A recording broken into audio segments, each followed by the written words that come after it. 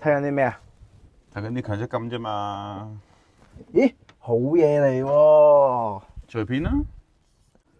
睇乜鬼啊？都未到65歲，我都係擺埋一邊冇理過佢，又唔係依家有得用。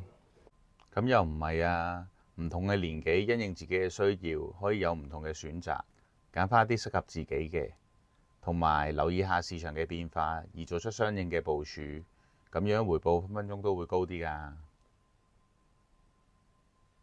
根據積金局2024年第4季嘅數字，其實強積金嘅股票基金長期回報平均都有4.3%，最高每年更加可以高達79%。所以長線投資同埋定期檢視自己嘅強積金組合係非常重要㗎。又有啲道理喎。咦，發毛嘅？啊！你啲強積金唔足就發毛，糖霜嚟㗎。唔係喎，啲咪怪怪地嘅咩？咦？好似真係發咗毛，罐嘢我擺咗喺度，好耐都冇喐過咯喎。